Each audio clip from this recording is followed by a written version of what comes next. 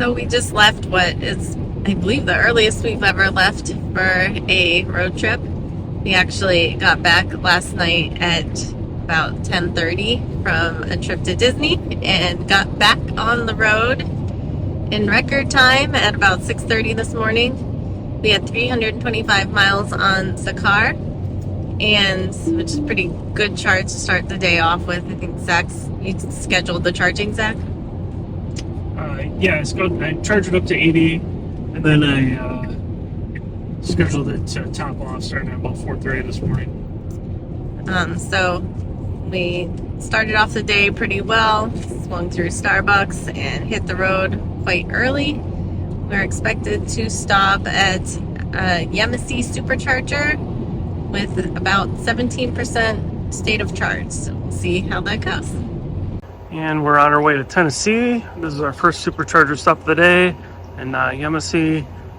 We frequent this one because it's basically at max range for leaving from Jacksonville. It's just a little over 200 miles. So we ran the battery from 100% from home down to, I think we pulled in at about 15%, somewhere around there. So about a 10-15 minute charge and we'll be on our way to the next supercharger.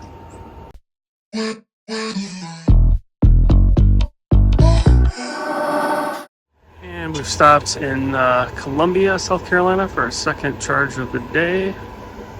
Grab some Jimmy John's. The girls are headed over to the restroom and be here for about 20 minutes and we'll be on our way.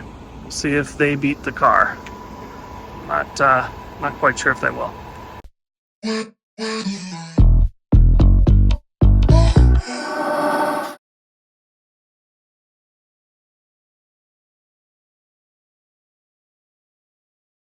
We just completed our second charging stop of the day at Columbia, South Carolina.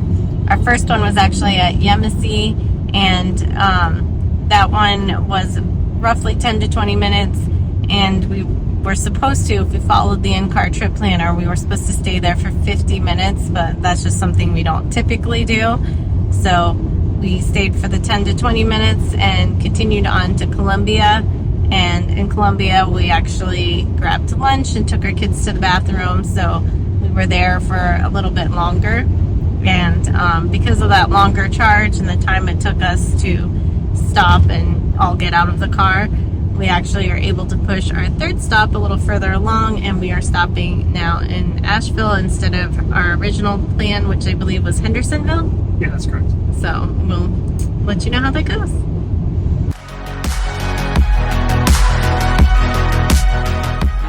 And we're here stopping for our third charge of the day in Asheville, North Carolina. We've actually been to this one before. That Witch is really good. But as you can hear, it's right off the highway, so conveniently located. And you can see we've got someone with a trailer here. Also, there's a Mach-E there at the EV Go. So, yeah, interesting stop.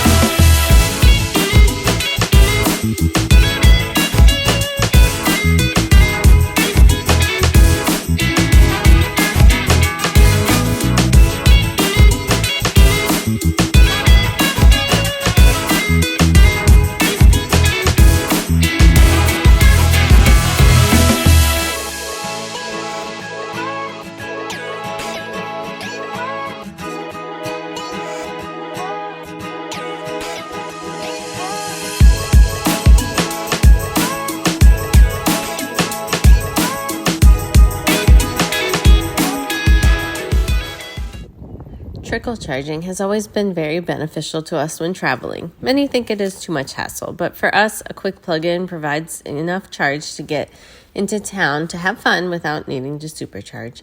And since many superchargers are near highways and not in town, it can save a lot of time.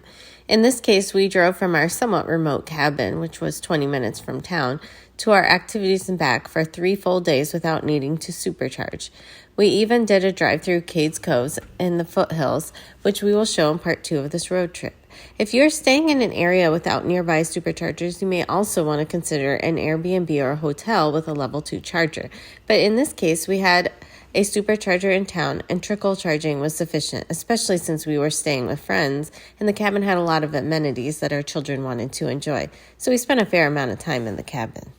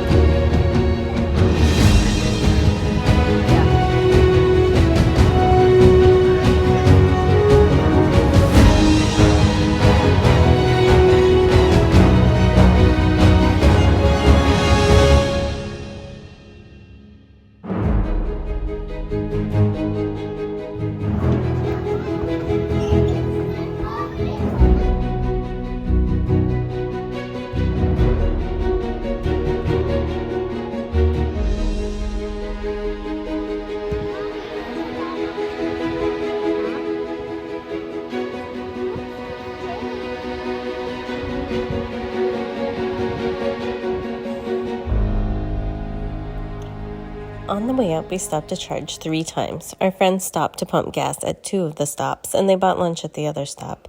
They told us it was not intrusive and felt that they needed to stop each time anyway for the restroom and for food. If anything, we may have added 5 minutes extra at 2 of the stops. But since we were traveling together and stopped to talk to one another, it did not feel like any wasted time. If you don't have children and don't need to stop often, then yes, supercharging might force you to stop more often. However, I would argue that for families, the car is often ready before us. Supercharging requires roughly a 10 to 15 minute stop every 2.5 hours or so, depending upon your speed, the terrain, and the weather.